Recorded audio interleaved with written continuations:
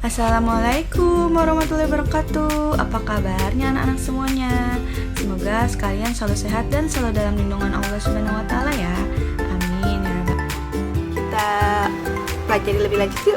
Tapi sebelum kita pelajari lebih lanjut, alangkah baiknya jika kita berdoa terlebih dahulu kepada Allah Subhanahu wa taala. Semoga pembelajaran kita dilancarkan dan dimudahkan. Sekarang kita mulai berdoa ya. Berdoa dimulai. A'udzu billahi minasyaitonir rajim. Bismillahirrahmanirrahim. Alhamdulillahi rabbil alamin.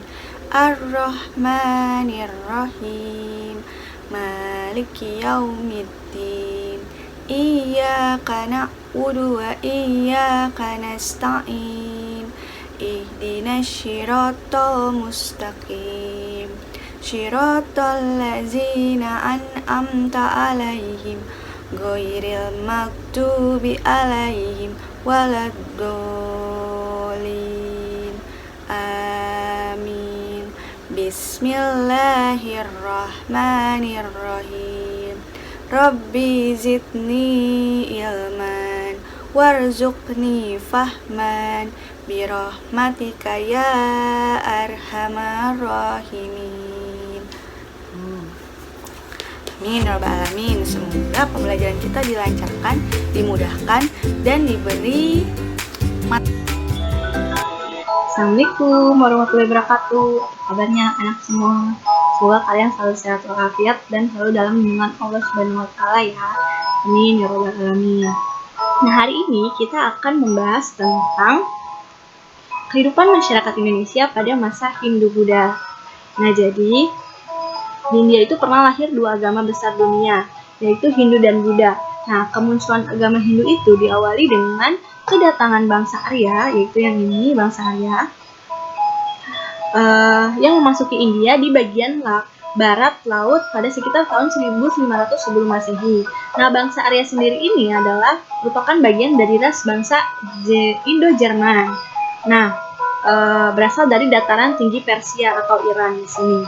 Nah, setibanya di India atau Punjab, dia setibanya itu melalui lembah sempit, jalan sempit atau lembah Khaybar. Nah, ini disebut jalan sempit lembah Khaybar. Nah, melalui ini mereka kemudian berhasil menaklukkan bangsa Dravida atau bangsa asli, yaitu yang ini. Nah, setelah itu bangsa Arya memperkenalkan dan mewariskan peradaban baru yang disebut Weda. Nah, selanjutnya, ini adalah macam-macam Weda. Nah, Weda sendiri ini bermakna pengetahuan. Weda itu merupakan kumpulan kitab-kitab suci berbentuk syair yang ditulis dalam bahasa Sanskerta. Nah, Weda tersebut ini juga terdiri dari 4 samhita atau himpunan. Yang pertama adalah Rigweda, yang kedua adalah Yajurweda, yang ketiga adalah Samaweda, dan yang terakhir adalah Atharweda. Rigweda sendiri ini adalah merupakan syair-syair pujian terhadap para dewa. Selanjutnya, Yajurweda ini adalah doa-doa untuk pengantar sesaji yang disampaikan kepada para dewa. Selanjutnya adalah Samaweda. Samaweda ini adalah syair-syair nyanyian untuk para dewa. Selanjutnya adalah Atharweda. Atharweda ini adalah mantra-mantra dan jampi-jampi sihir untuk sihir dan ilmu gaib. Nah, Atharweda sendiri ini juga bisa atau terdapat mantra-mantra untuk menyembuhkan berbagai penyakit. Seperti itu.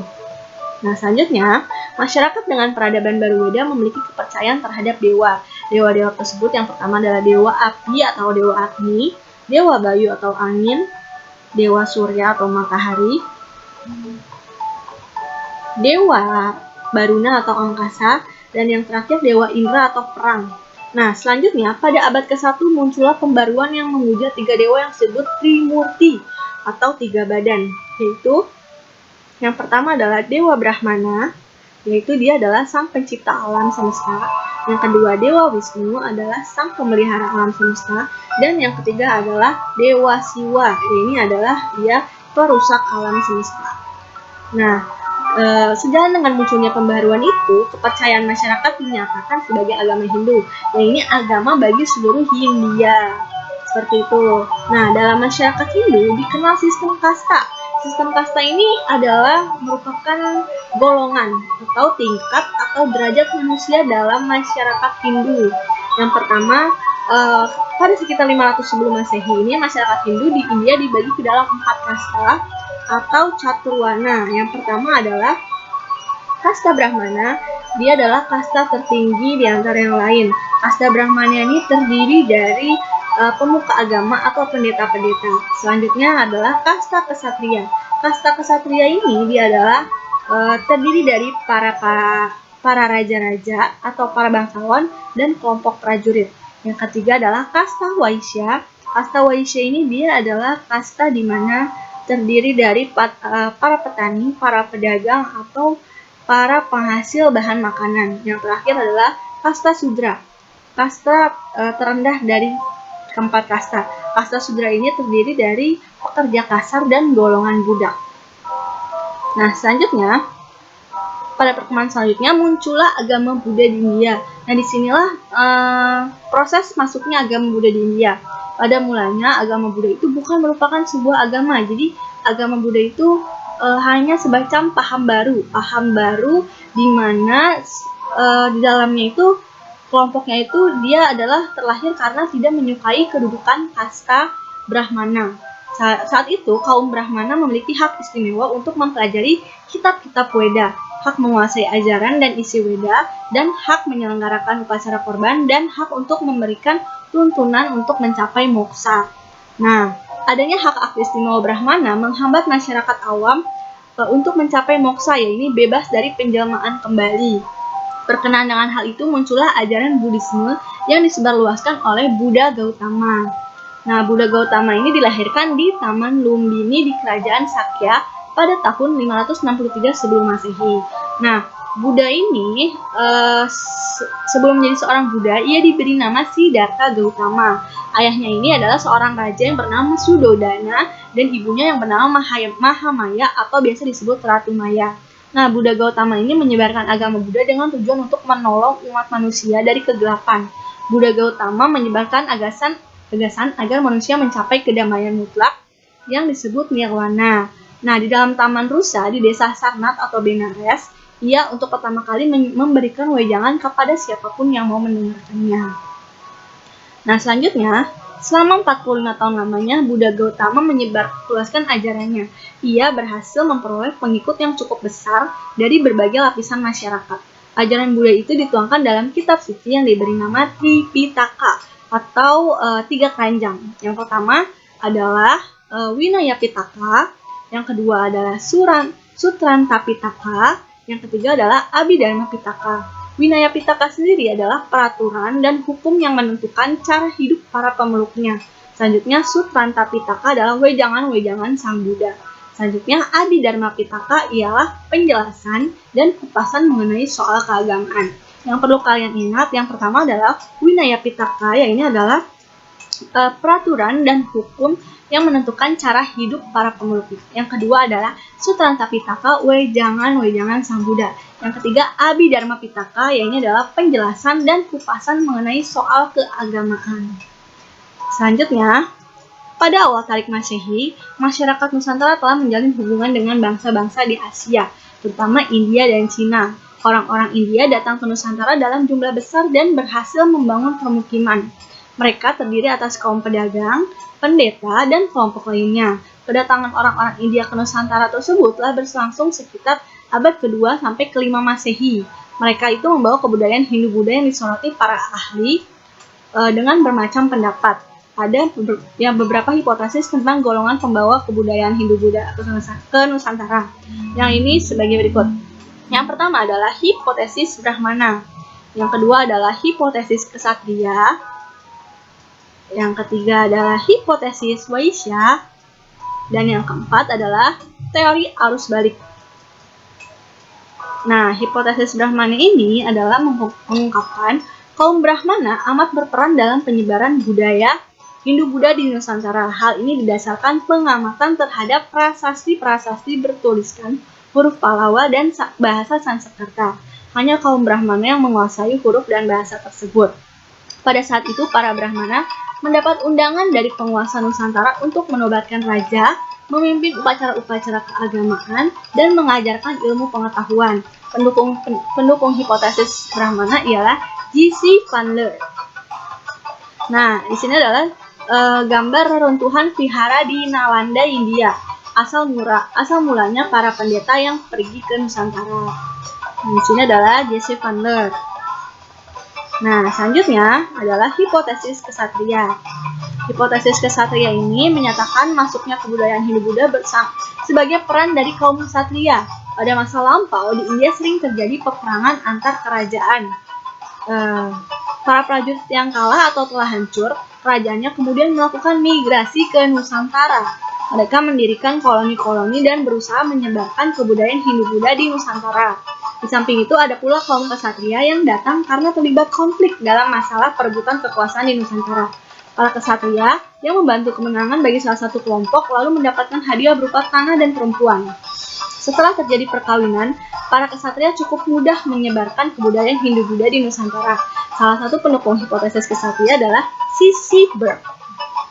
Nah, ini adalah hipotesis kesatria. Selanjutnya, hipotesis Waisya.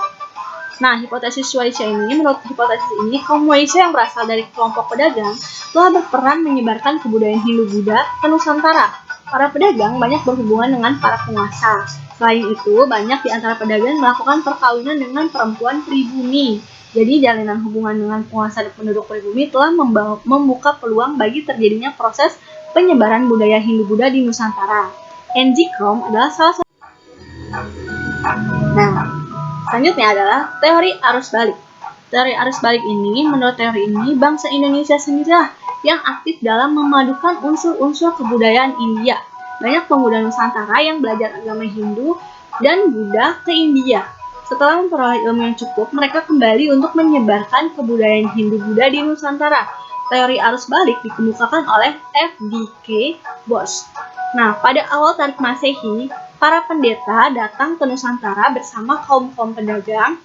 Ketika berada di Nusantara, para pendeta Hindu dan Buddha aktif menyebarkan agamanya. Bahkan tidak sedikit di antara mereka yang sengaja diundang penguasa Nusantara untuk menjalankan upacara-upacara resmi kerajaan. Misalnya, upacara pengangkatan raja sebagai kasta kesatria. Selanjutnya, masih dalam teori arus balik. Nah, dalam kegiatan selanjutnya, banyak pemuda Nusantara berminat untuk memperdalam ilmu keagamaan di India. Semakin hari semakin bertambah yang menuntut ilmu keagamaan di Indianya. Raja-Raja Sriwijaya menaruh perhatian pada pelajar Nusantara itu. Nah, akhirnya Raja Sriwijaya lantas meminta bantuan kepada raja-raja di India untuk membangun asrama. Nah, permintaan itu dikabulkan sehingga berdirilah wihara para pelajar Nusantara di Nalanda pada tahun 850 Masehi dan di Nagapatnam pada tahun 1030 Masehi. Nah, di sini adalah merupakan vihara yang ada di Nagapatnam, India. Selanjutnya, masih dalam teori arus balik. Menurut penelitian para ahli, pengaruh agama Buddha telah memasuki Nusantara pada sekitar abad ke-2 sampai ke-5 Masehi. Bukti peninggalan agama Buddha di Nusantara misalnya penemuan arca perunggu Buddha di daerah Sempaga, Sulawesi Selatan. Dilihat dari bentuknya, arca ini mempunyai lenggam yang sama dengan arca di Amarawati, India. Nah, arca sejenis ini ditemukan juga di daerah Jember, Jawa Timur. Nah, dan Bukit Siguntang, Sumatera Selatan. Selain itu, ditemukan arca di Kota Bangun, Kutai, Kalimantan Timur, yang memperlihatkan lenggam seni Gandhra, India. Masa perkembangan agama Buddha berlangsung pesat terjadi pada abad ke-7 sampai dengan abad ke-9. Masih dalam teori arus balik, adapun pengaruh Hindu diduga muncul kali pertama sekitar awal abad ke-5 Masehi. Hal ini diketahui dari penafsiran 7 buah yupa peninggalan kerajaan Kutai di Kalimantan Timur dan prasasti-prasasti di kerajaan Tarumanegara di Jawa Barat. Nah, yupa-yupa dan prasasti-prasasti di kedua kerajaan itu menggunakan huruf Pallawa dan bahasa Sanskerta. Huruf dan bahasa tersebut tengah banyak digunakan masyarakat India Selatan pada awal abad ke-5. Karena itulah para ahli memperkirakan pengaruh Hindu yang menyebar ke beberapa daerah di Nusantara pada tahap permulaan berasal dari India Selatan pada abad tersebut. Selain di Kutai dan Tarumanegara, pengaruh Hindu di Nusantara berkembang pula di Kerajaan Mataram, Kediri, Singasari, Majapahit, dan kerajaan lainnya. Nah, berakhir sudah pelajaran kita hari ini. Semoga apa yang telah dipelajari atau dapat bermanfaat untuk belajar kalian di rumah ya. Oke, sekian dulu pelajaran hari ini. Wassalamualaikum warahmatullahi wabarakatuh.